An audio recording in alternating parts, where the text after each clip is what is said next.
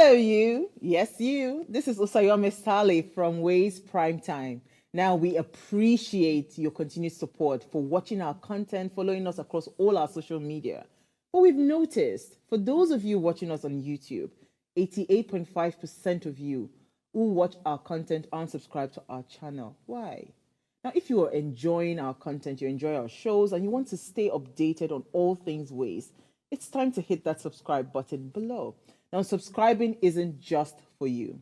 It's for the growth of our channel. It helps us get bigger and better. With your support, we can continue to bring even more intriguing and exciting content. How about you subscribing right now and being a part of our community?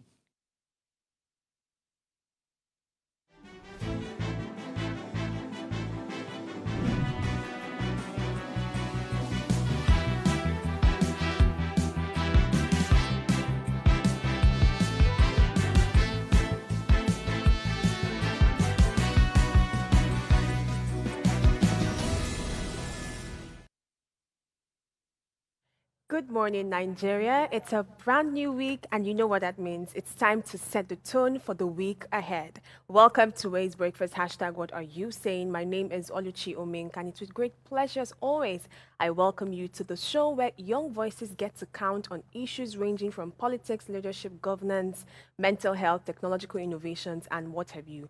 Today is Monday. That means we're going to be focusing on governance, leadership, and politics. Of course, I'm not here alone. I'm here with my co-anchor and host, the delectable God's Beauty Israel. Hi, God's Beauty. How are you?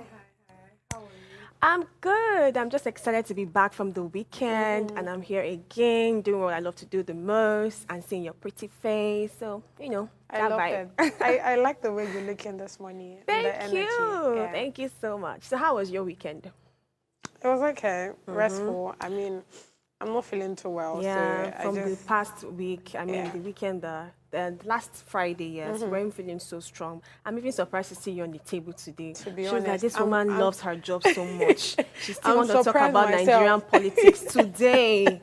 Really? honestly, it needs to be speaking about. I've been spoken about. I mean, look at what's going on. I was checking through the news, and our beautiful First Lady was saying that okay, the cause of the Nigeria issue right now is not the president. I'm not sure Yeah. there's anybody saying that Tinubu is the cause of our problem. Well, she mentioned that their administration is just about 18 months, and they're not the cause of the problem. So That's- they still that's- have, it's almost like, just give us time. We're just starting. I feel like there are better ways to go about this thing. Let me not even talk about what I saw again during the weekend about our Honorable Senate, what's the name now, Akpabio, right? Oh. Where he said something around if you're hungry or if there's free food, you can go and look for it.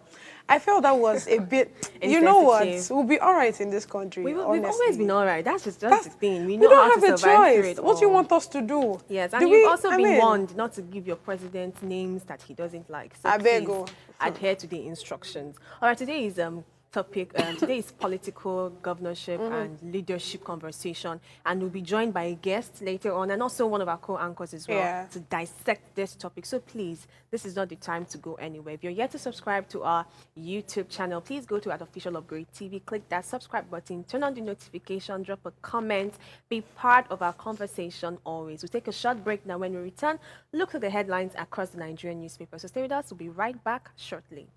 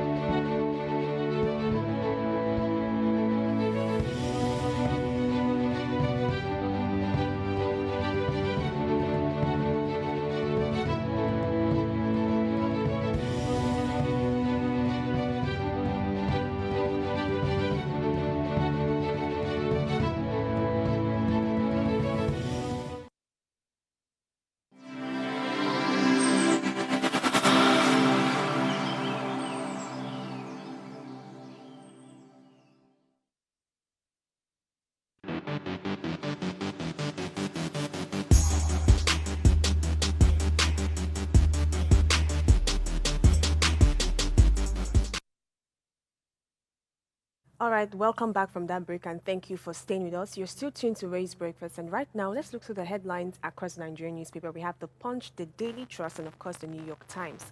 I'll start with The Punch. The major headline reads, Import Duty. Federal government may ground 60 private jets today. Top bank chairman, business moguls affected. NAMA gets list of affected planes. Federal government Italy finalized talks on 34 new fighter jets. And below that, it says cooking gas price jumps to 1,500 for a kilogram. NDLEA naps Thailand returnee with 3 billion naira drugs. Obaseki Okpegbolo's transition panels discuss handover today. God never planned suffering for Nigerians, says Obasanjo. PDP crisis, Damagum camp, anti-Wike governors may clash today. Benin, Togo owe Nigeria $5.7 million electricity debt. Dangote meets marketers today over new petrol price. So yeah, Obasanjo has told us that God never planned suffering for Nigerians. Hopefully, the suffering is going to end. But let me look at the very story that caught my attention. The federal government may ground 60 private jets today, and I'll read the full details I found on the Punch website. It says the federal government, through the Nigerian Customs Service, will on Monday, that's today, ground over 60 private jets owned by several important persons in the country over unpaid import duty running into several billions of naira. And there are reports that duties are not being paid on the majority of private jets currently in the country, with the NCS seeking to recover unpaid import duties running into several billions of naira. The development reportedly led the NCS to carry out a one-month verification exercise on all private jet owners in the country between June and July, and the latest decision to ground a private jet is coming almost 3 months after the NCS verification exercise. Meanwhile, the documents cited by the Punch on Sunday show that private jets belonging to some top business moguls, including chairmen and top executives of some banks, would be stopped from flying. So you can see that, yes, our country, we always know that we're owing a lot of money, debt flying here and there. These people are also owing the government in that sense. And the implication of it is that nobody's flying anywhere. So if you really want to fly out, I mean, probably just use the best airlines that you have. So it's very, very, very funny that billions of naira out. The Punch also mentioned that, is it not Benin and Togo owe Nigeria $5.7 million for electricity debt? At this point, nobody should be owing us money again. We need it. Please send our money to us. A country that doesn't have money that is owing a lot of other countries' money. Other big countries are not owing it as well. Yeah, it shows that we have money, but it's somewhere. You know that thing where you're owing people money, but somebody is also owing you as well. So that's just how it is. We'll be all right eventually. We keep hearing strange news. To me, that news is so strange. What's strange in it? That they're owing you money? No, it's not even that. It's the fact that, we have money, but somehow we are also owing a whole lot of money as well. We're owing debt, right? So electricity. Now, I feel like there are better mechanisms to ensure that these people that is owing, other countries that is owing us, we don't have enough. Look at the way every other person is complaining. Let me not even go into the details of what happened to me yesterday. Everybody in the bus were angry. Like, everybody is angry. Everybody I met yesterday was just pissed one way or the other. Do you get what I'm saying? So it shows that the economy is actually, affecting every other person, every citizen of Nigeria, right? So hearing that other countries are owing us, what is our president doing about it? Have they tried everything possible? I think debt is not something that you can totally get control over. I mean, we're owing people as well. What did they do to it? I mean, what they do about it? They're trying their best, but we've still not paid. So it's a debt thing. Yeah. We'll be all right eventually. Let's see the New York Times. Let's just and then let me not use the very harsh word. And then come back to the Daily Trust. Yeah, we will come back, of course. All right, so the New York Times newspaper, but the right side of the newspaper has frenzy Marx is going all in to elect Trump, determined to deliver a crucial swing state. Next to that, Democrats face significant drop in black voters, 2020 numbers down. Trump chips at support among black men, new poll shows. All right, but the left side of the newspaper ties to Beijing didn't impede aid to Adams. Next to that, Hamas document shows search for October 7th allies. Our bottom right of the newspaper, which is the last headline on the newspaper, has a nation of small household treats its drugs just like family.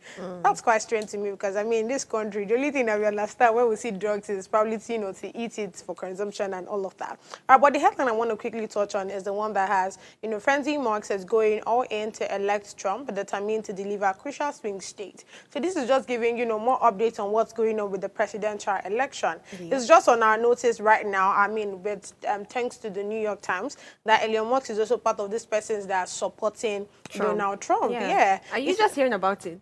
I mean, it's in the news. That is literally why I'm talking about it. Okay. Because it's been for a while. So, I mean, at first, Musk wasn't sure about backing Trump, but now he's fully committed, putting a lot of energy and efforts to ensuring Trump's victory, especially in crucial areas. So I just like the fact that... did I say like the fact? This is just me telling you what the New York Times said. But do you think that Elon Musk supporting Trump gives him like an edge or something? Does Elon Musk even have followers that will probably tilt? Yes. I'm sure he does. He's quite influential. Yeah. He's quite influential. He is influential. Pardon my use of words. He is influential. So you think it's going to affect his campaign? Definitely. There definitely will be an impact, positive impact. I mean, if you know how you like someone, for example, the followers of, Musk now feel like, oh, okay, the fact that he's going for a Trump means that he knows what he's doing. And that definitely means that Trump must definitely be bringing certain kind of goals that would actually help the Americans. So I'm very sure there will be people supporting that. Oh, yes, for, Musk to support, definitely I need to be involved in that. Now, that's a Musk that. in a particular space. In the entertainment world, Taylor Swift came out to publicly support No, Kamala Harris. I was speaking to someone. Someone said there are still other people that need to, like, is it 3 women that he made mention of? Made mention of Beyonce, made mention of 2 other, Rihanna and 1 other person. And he said if these women now choose whoever they're going to go for, whether be it Kamala or be it, Trump, that every other person, just know that whoever these women, support in are the persons that is the person that's going to win eventually. Well, fingers crossed. I mean, it's just October 5th, so we'll know how the things go. Or November. Rather, so sorry. I cannot miss that election for anything. Sorry. So we can November rest from 5th, the New York Times. We'll know how Let's go back to our dear nation. The Daily Trust has some headlines that I'd love to read. It says, Lagdo Dam, high-risk states brace for floods. NIMET predicts thunderstorms, moderate rains in Taraba, Borno, and others. Government asks residents to relocate and set up IDP camps. Severe malnutrition rises by 51% in the north. Nigeria not on ballot out for UN Human Rights Council poll, says presidency. Fulani known for peace, not violence, says Emir of Zauzau. And truck crushes couple 1 other to death in Ogun. Amidst 27 million housing deficits, many estates unoccupied in Abuja, Ipman hopes for lower prices as talks with Dangote begins and PDP governors meet over parties' crisis today. And that's all we have for the headline stories this morning. This is the best we can take. We'll take a short break now. When we return, our major topic for today is, will local government autonomy ever be a reality? We know in recent times, all over the news, there's been some fuzz and buzz about the local government autonomy. We'll be joined by an expert guest, a lawyer and administrative economist to help dissect this topic and answer some crucial questions. So please not go anywhere. Stay with us. We'll be right back with our hot topic.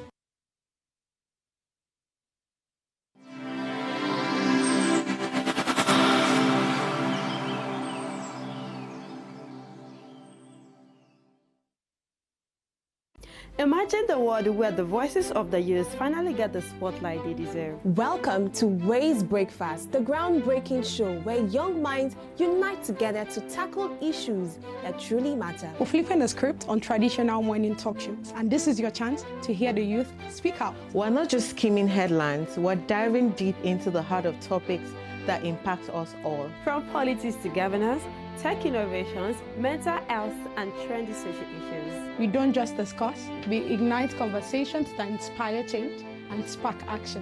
Join us every morning for fresh, young, and vibrant perspectives that empowers the next generation to make a difference. Start your day right with Ways Breakfast, because when the youth speak, the world listens. Ways Breakfast, weekdays at 8 a.m. live on Upgrade TV.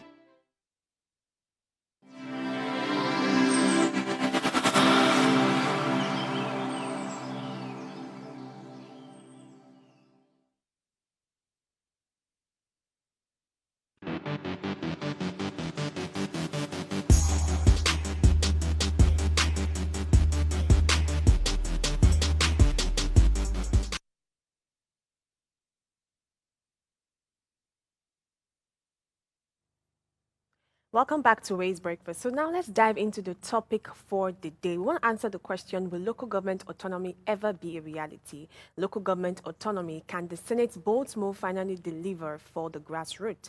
I'll give you some background to the story. The struggle for local government autonomy in Nigeria has long been a topic of heated debate. Local government, constitutionally recognized as a third tier of government, are crucial for grassroots development. However, for decades, state governors have held financial control over these councils through the state and local government joint account system, using it to siphon federal allocations meant for local councils. The 1999 Constitution, Section 1626, enshrines this joint account, allowing state government to control local government finances, thereby undermining the autonomy of local councils. And despite multiple attempts to grant local government financial freedom, such as the Supreme Court ruling in August granting full financial and administrative autonomy, state governors have continuously fought back. They have lobbied their state assemblies to pass laws that hinders the implementation of this autonomy.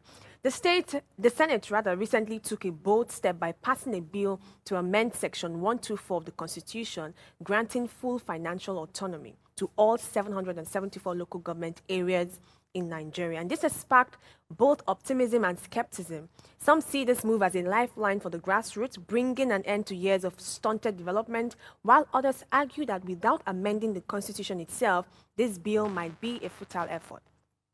Now, this raises critical questions about whether the Senate's action is enough to secure the long-awaited autonomy for local government, and if the current legal structure can sustain this change. The fate of the grassroots now lies between constitutional amendment, the stance of state governors, and the pressure from the public. All right, enough with that. Today, we'll be exploring this issue in depth with our very special guest, Mr. Fred Nzeako. He's a lawyer, development economist, and administrator. Good morning, Mr. Fred. Thank you. Good morning. Good morning. Good Thank to be you with for you. joining us today. Thank you. All right. So I'm looking at your background as a lawyer, a development economist, and administrator. I decided to start the conversation from the legal basis. I want you to help us break down what the 1999 Constitution says about local government administration, particularly the Section 1626, and why this provision has remained a point of contention. Yes, the 1999 Constitution, as amended, recognizes the fact that there are three tiers of government: the federal government, the state government, and the local government. And the Constitution also recognizes the fact that local government is the government closest to the people. It is called grassroots government because it is one that is very, very close to the people. And there are 774 local governments in the whole country recognized by the Constitution. The same way the Constitution recognizes 36 states of the Federation and the Federal Capital Territory, and also recognizes one federal government, which is called the Government of Nigeria. So the Constitution makes provision for the fact that each tier of government should run based on the provisions of the Constitution. And even though all acting as federating units in the country, but because we have one federal government and the 36 states with one FCT, it is taken that the states and the FCT are the federating units. that share legislative powers with the federal government. And that is why in the Constitution, you have what we call the exclusive legislative list, and you have residual legislative list, and you have concurrent legislative list. All those things are issues treated by the Constitution that give power to either the federal government or the state government or a combination of the federal and state. But the same Constitution has also provided that the running of the local government administration will be according to the laws made by the state houses of assembly of the country. And in that case, it has been handed over to the House of Assembly the authority to make laws for the good governance of the local government administration. And it also recognizes the fact that there are, within the local government system, wards that will be represented by councillors.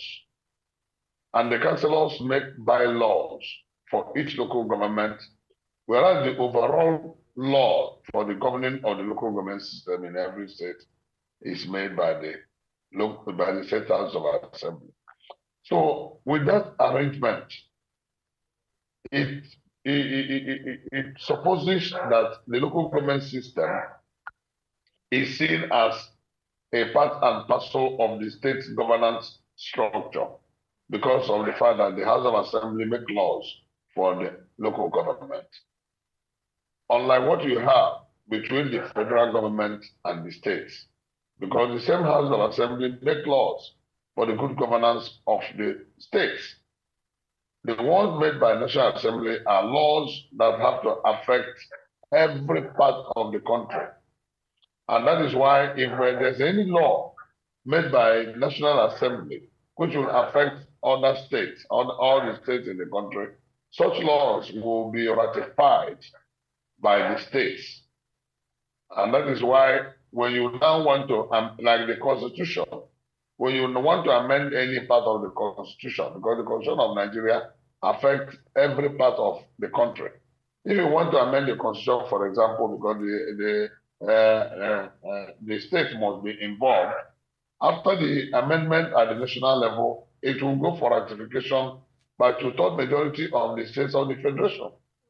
So, in answering your question, your last leg of your question, with respect to issues of Section 162, which makes a provision for joint account, it is on the light of this fact that the state and local government, that the local government are under the states as the federating member of the states, where we are in the word federative, not that you use component parts of the state, because local government are there for administrative, not just administrative convenience, but to ensure that the government is taken to the grassroots, closest to the people.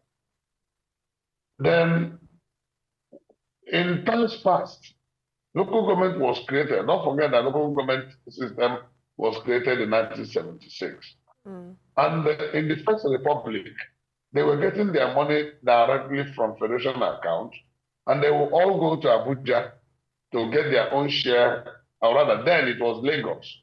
Abuja was not in existence then. They will go to Lagos, which was the national capital then, to get their own share of the local of the allocation from the states. It became one with the creation of more states, because as of 1979 we had only 19 states, and with the creation of more states and more local governments, it became a bit cumbersome for all of them to be going to, especially when we moved to Abuja, to be going to Abuja. Then in the 1999 structure now provided that the states can now collect the funds for the local government and then deliver to local government. In which case, take for example a state that has 3 local government areas. By the time you expect all the directors of finance to move to Abuja to go and collect their own check, each and every one of them, it became a bit cumbersome. So they now manage it in a way that the Commissioner of Finance of the state would come for the meeting of Federation Account Allocation Committee, collect the money for the state, and also collect the checks for the local government. And in that way, just for administrative convenience, the check for the state and the check for local government areas in the state are now paid into a joint account. And that is as provided by Section 7 of the Constitution, and further enunciated by Section 162 of the Constitution as well, whereby the state and local government joint account is recognized. And the whole essence is when the money goes in there, the spirit of the law is such that the ones for the local government will be given to local government for their money, for their administration, and the one for the state will be managed by the state. But in practice and from experience, the ones for local government are also managed on their behalf by the various state governors.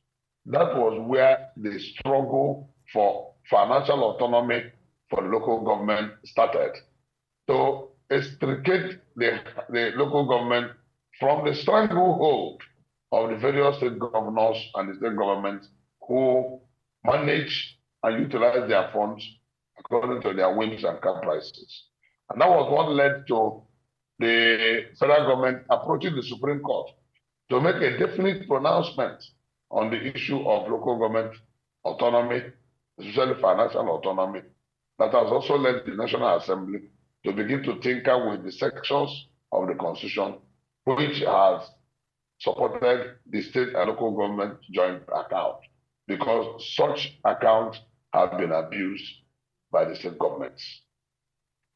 All right, sir. Thank you very much. This has been a very wonderful breakdown. I mean, a good way to start the conversation. We've been joined by our co-anchor and host, Okikiola Taiwo Jalukon, who will take the conversation from here. Thank you. Good morning, sir. Beautiful to meet you virtually.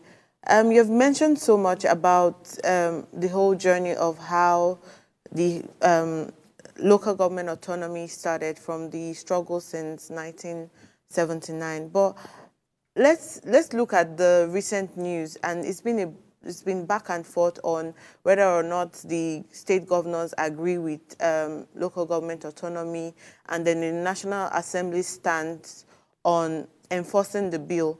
But if you look at it, a lot of people were, in some cases, nominated by state governors to become LG chairmen, councillors, and that.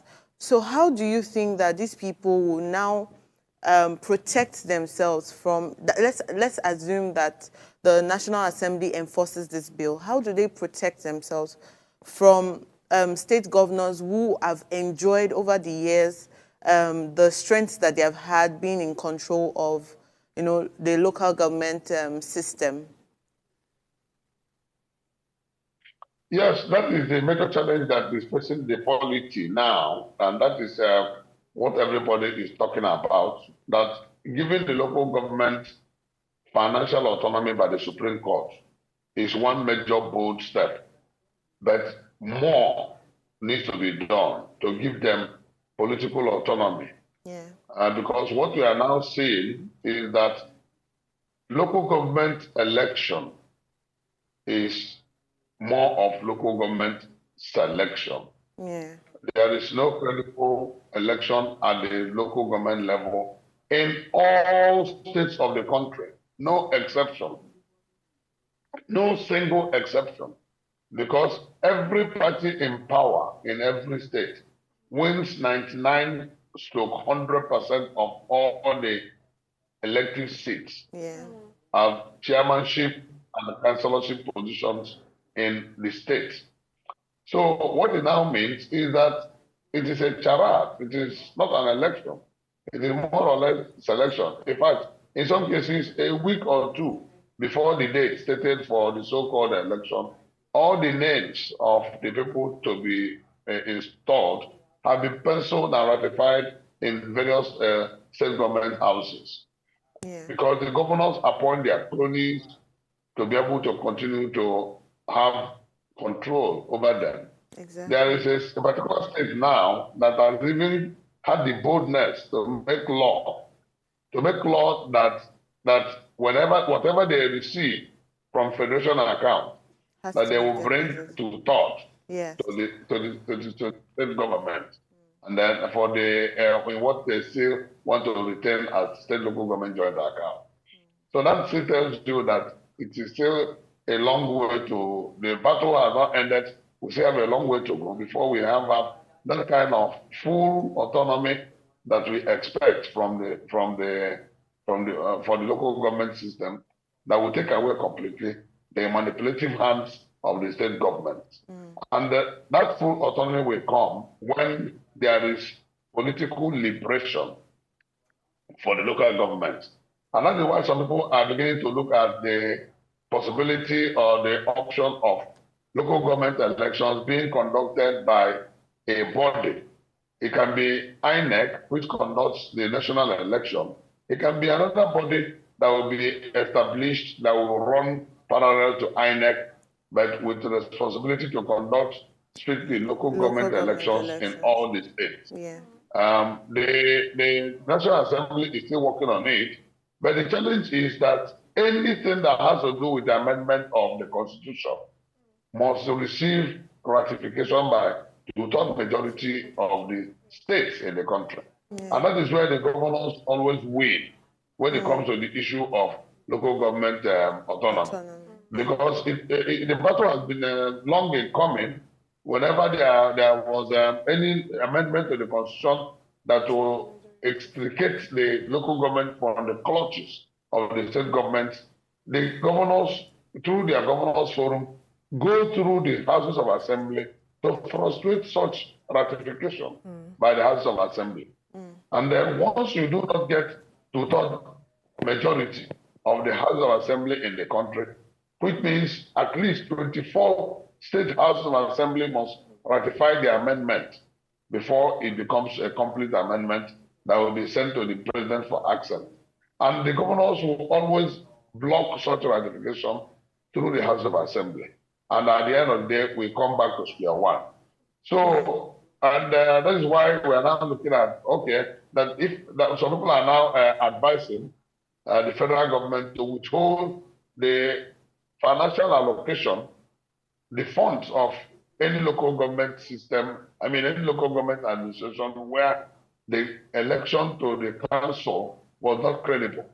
But that is also arguable because you cannot sit in your house and say that the election that was conducted was not credible. So it is a ding-dong affair. And the more you try to solve one problem, the more other problems rear their ugly head. And that is the challenge of Nigerian state as of today. All right, sir, and we have to take a break now and continue this conversation. So please stay with us. We'll be right back shortly.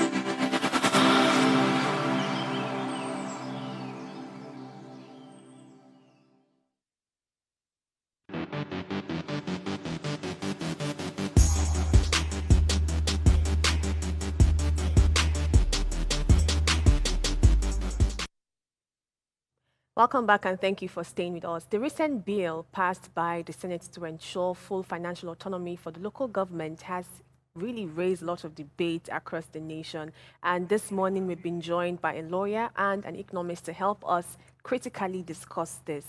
So my co-anchor, God's Beauty Israel, would continue from here.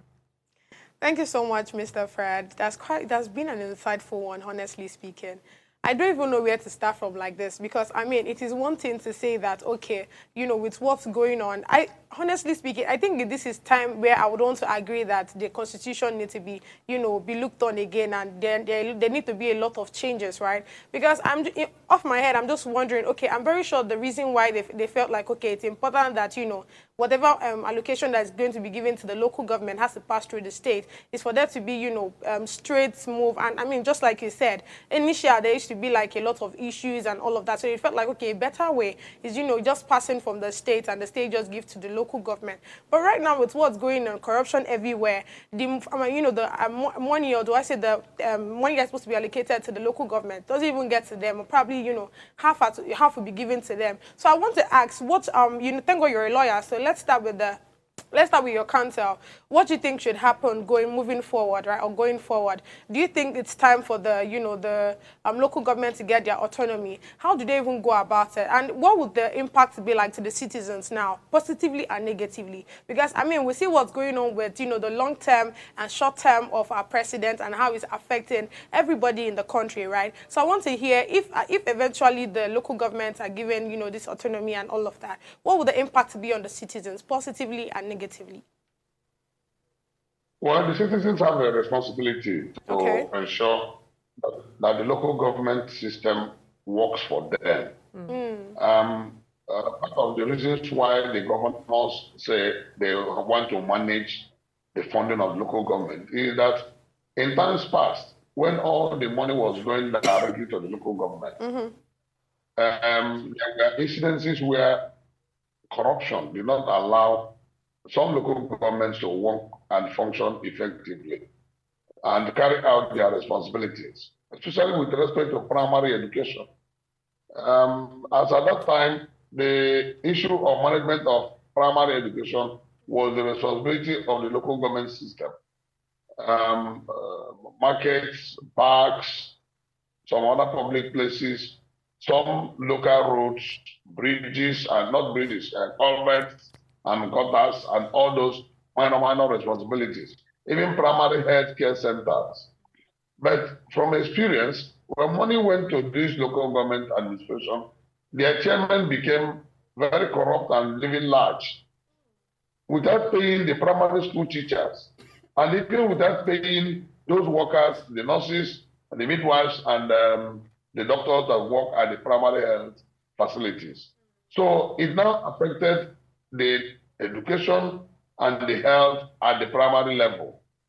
And that was why many governors felt that they would not allow such to continue, because if there was any failure at that level, the people will not understand the structure of the system, that they will begin to blame the governors without knowing that the money was abused by their local government chairmen and their councillors.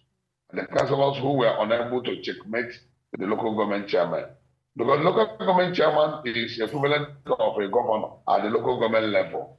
The councillors are equivalent of members of the House of Assembly at local government level. So that government is supposed to operate at that level, very close to the people, manage the local finances, and ensure that there is life made better for the local people. But when there is unbridled corruption, and then the chairmen themselves started living like emperors and abandoned their responsibilities, the councillors joined in the corruption and failed to checkmate the chairman or bring them to book. Then the whole place collapsed. Primary school teachers were not paid. Primary health workers were not paid. Parks and gardens were not maintained. The markets were in disarray. All the gutters and culverts, all those responsibilities left in the schedule of the constitution for the actions of local government were not carried out. That was the origin of hijacking of local government funds by the governors. And eventually, it became a holistic issue.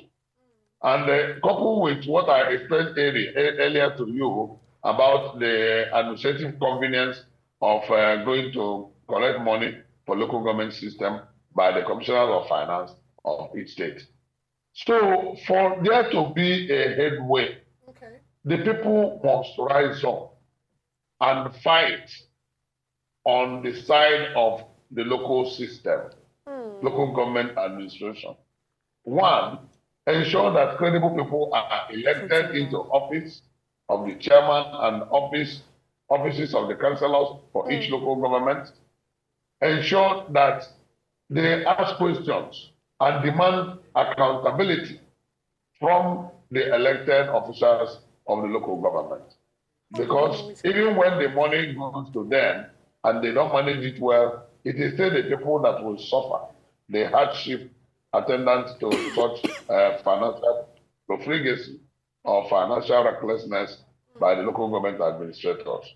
So the whole thing lies with the people. And then the people will also work hard to ensure that the autonomy of to the local government is made holistic by ensuring that the houses of assembly of each state or the house of assembly of each state supports the amendment for such autonomy when it comes from the National Assembly. Because National Assembly will naturally make the laws. In fact, from the Sixth Assembly, they started making laws for the autonomy of local government. But each time the amendment came for ratification by the House of Assembly of the states, they get frustrated because the states will never give them the two-thirds majority that they require to continue with such lawmaking. So it is left for the people who are agitating for full autonomy of local government to also understand the dynamics and the constitutional lawmaking process that is involved, and ensure that the houses of assembly of the states give ratification and concurrence to the amendment of the constitution that will guarantee such autonomy. Without that, it will continue to be issues for dialogue, issues for debate, and then we will never get what we expect. All right, thank you very much, sir. I really think I want you to help us understand this bill that is supposed to be passed. Is it to grant full financial autonomy to the local government, or there's some way going to be some level of control, maybe a little bit from the state governors? And apart from that, if eventually this autonomy is granted to the local government leaders, how sure are we that they are actually going to manage these funds that are coming to them as well? I mean, of course, we've argued and said probably if it goes through the states to them, there's misappropriation of funds. It doesn't get the complete money, doesn't get to them. They can't carry out all their responsibilities. But even if it gets to them, okay, you are now in charge of the 100%. How sure are we that they are going to actually carry this out? And what are the method or mechanism to keep them accountable? And to add to that, when you talked about the fact that, you know, the people can do something, the truth is the people, I mean, the least we can do is protest. We've been protesting, we've been doing everything we can, and everything still goes on the way it is, right? So how do we even ensure that these people that are put in place are people that are credible? You made mention of the fact that we need to put in credible people. It is one thing to say that, okay, the state is doing their own. It is another thing to say that the local governments are doing theirs. The truth is, we literally have no say on these things. We should all call a spade a spade. We keep mentioning the people, the youths, and all of those things. There's little or nothing we can do. Before we come out and talk now, they'll give us treason. Or they'll tell us there's one thing or the other that we need to go to the prison for. So I need us to be practical here. You know, yes, there are, why I keep mentioning the people? Do you know that it is the same demand we make of the people that we make of the people during general elections? When people go and collect money and vote wrong people, whose fault is it? They know, look, even in local government, it should be more critical at local government level. Because the councillor in your ward, for example, in your ward, the man who is coming or the woman who is coming to be your councillor is somebody that is known over time. If he is a good fellow, the natives, they know. If he's a bad fellow, the natives, they know. But when they now compromise such knowledge because they have collected money or they have collected some items or some foodstuffs and they close their eyes and vote the wrong people, that is what we are talking about. Because we are now saying that no local government council will receive money from federation account if they are not validly elected. And that is why you see that all the state governors are running around, all the state governments are running around to conduct local government elections that they had refused to conduct over the years because of this law by the Supreme Court that any local government system that is not elected should not be recognized with, should not be given, should not be funded on the federation account. Now the Supreme Court judgment. And now the federal government that shares this money has now given them 3 months to conduct all the elections. And that 3 months will expire on October 31st, 2024. And that's why you see all the governors running around to conduct the election. Otherwise, they will not have the local government finances. And that local government finances, if they don't have it, it is a minus from the money that comes to the system. Even though it will be hanging for them, but they need it to be able to pay some bills and carry out their functions. Now, if you are talking about, that is on the side of the people. Even when you are electing the president, or electing the governor, or electing members of National or State Assembly, ensure that you elect the people that you know will serve you, and not because of tribe or religious sentiment, tribal or ethnic sentiment, or because of financial inducement, or any of those primordial considerations that will at the end of the day turn around to haunt you. That is where the citizenry have responsibility. It is not after putting in the wrong people, you turn around to come and protest. It is closing the staple when the horse has bolted. It is medicine after death. You act proactively by electing the right people without compromising what you know about them. But when you say you don't care, let me collect what I can collect, this is election time, you are undoing yourself. At the end of the day, you want to come and protest. What are you protesting? Once you have elected, if they are doing what is wrong, you must wait until another election cycle. Because in democracy, you cannot intimidate the government and push the government that was elected by saying you. Otherwise, you go for either recall, if it is a legislator, or you ask your legislators to impeach if it is executive.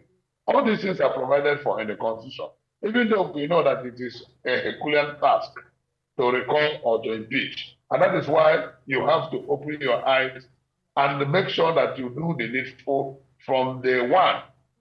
Because if you get it wrong at the beginning, you will bear the consequences over time. That is on the side of the people. And then when you ask what can be done, what are the laws that should strengthen this system? 2 major laws are being proposed. Number one is the one that will stop the state and local government joint account legally, so that it will no longer be in existence. And once it is no longer in existence, constitutionally and legally, no governor or no state government will want to create what they call joint account, the state and local government joint account. The money will now be going to local government direct.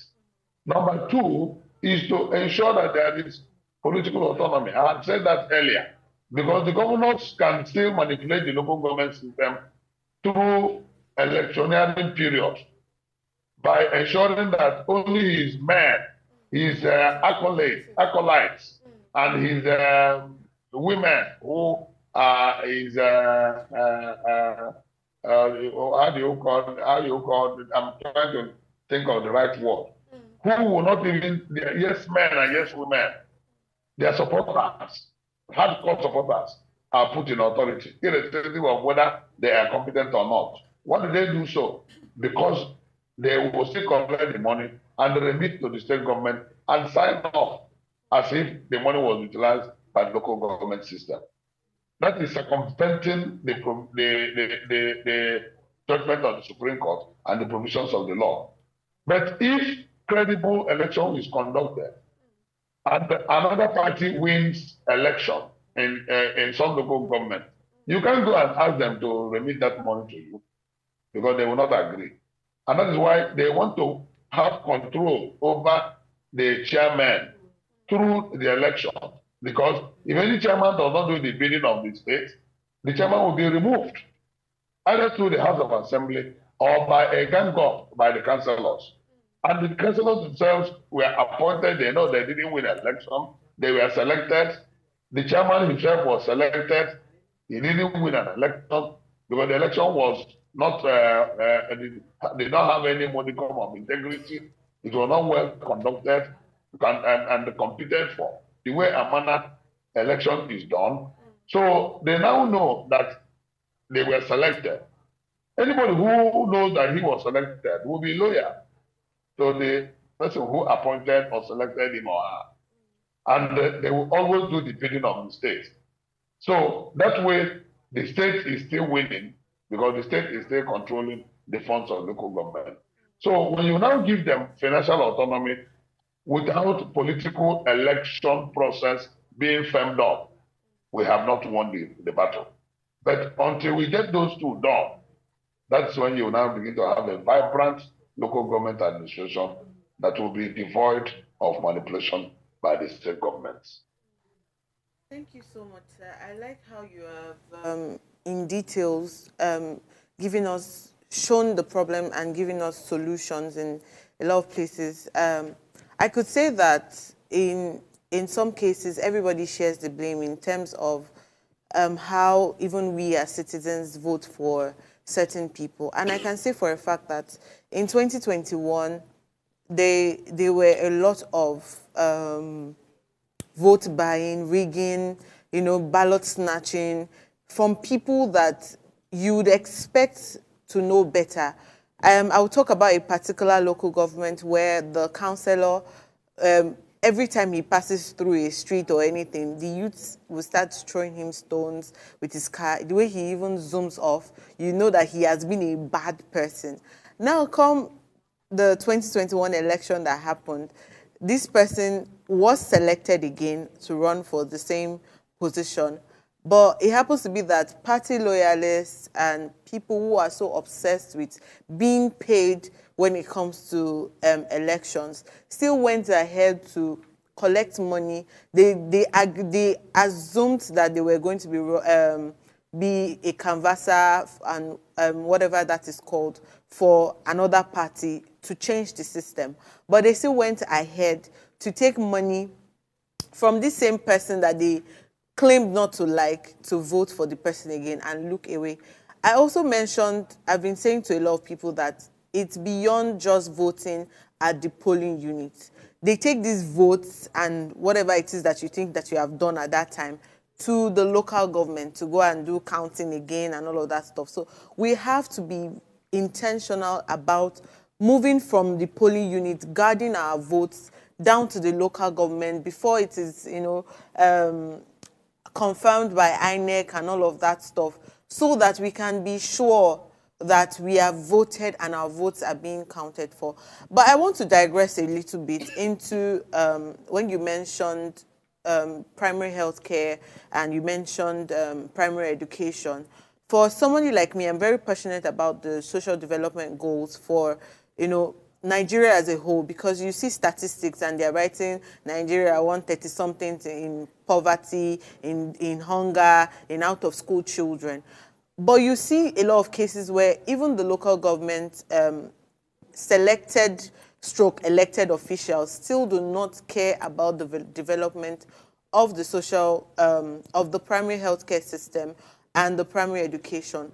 How do we ensure as people now that when hopefully that this autonomy is granted to them, how do we ensure that they kickstart this sensitive part of government, the sensitive part of the people, that they kickstart developing, the primary healthcare system and the educational system? One of the reasons why I'm glad talking to you people this morning is that this program is anchored by young people, young minds that are eager to make the difference, ensure that your generation is better than generations of the past, because there are a lot of responsibilities left on your laps, left on your table to solve. because the future belongs to you. That is why so many things that happened in the past are things that you'll be reading as history. But some of them are things that we witnessed physically and directly. Yeah. And that's one of my excitements talking to you people this morning. And I'm glad that you're asking the right questions and you're thinking in the right direction. I want to give you kudos. Thank you. And Thank then you, ensure sir. that, yes, you galvanize your fellow youths, because a lot of the people of your generation, they don't give it adequate attention to where it matters. Everything will not be entertainment. If you don't get your policies and your politics right, it will affect every damn thing you do in the country. The economy, the tourism, the entertainment, and even education, and even the life of the citizenry. So I want to urge you to keep it up. Now, how do we make progress? Like I said earlier, we'll make progress by ensuring that the citizenry is adequately informed about their roles in selection process, in election process.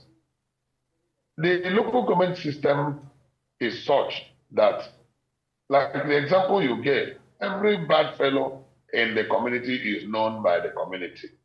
And that is why they were throwing stones at that man. They wouldn't know if the man is from a far land. They wouldn't know whether he is good or bad. But at least the one that they know that is living within them, they will know whether the fellow is good or whether the fellow is bad. So the major challenge we have is that the state electoral commission, the one they call CIEL, if it is in Lagos, it is called LACIEL. If it is in Kaduna, it is called CADCIEL. If it is in Ondo, it is called ODCIEL, which is the State Independent Electoral Commission of every state.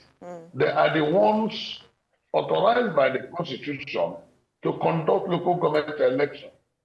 And they are the ones that manipulate this election and turn it to a selection process, because they do the bidding of the state government led by the state governor.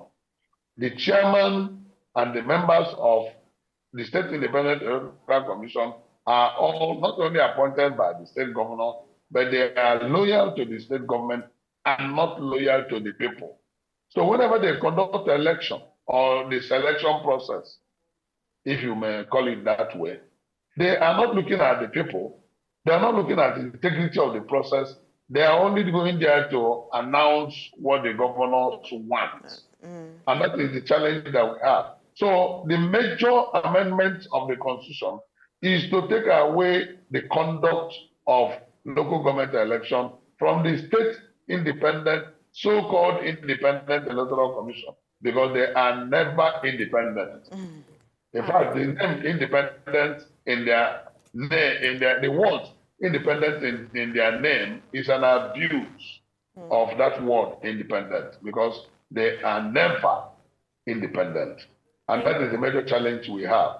So now that the Supreme Court has given financial autonomy by setting the standard that any local government that is not run by elected officials should not receive allocation. The next All right, Mr. standard should Fred, be I apologize. That's the best we can take this morning. We're really out of time. Your input so far has been very worthwhile. Thank you for joining our conversations. Hopefully, we're going to have you again another Monday to discuss politics, governance, and leadership. And thank you very much for the input you gave us. Raise Breakfast is really about amplifying the voices of the youth on matters that truly concerns us. And that is how we wrap up today's show. Till tomorrow again, join us 8 a.m. to 9 a.m. Have a very blessed day.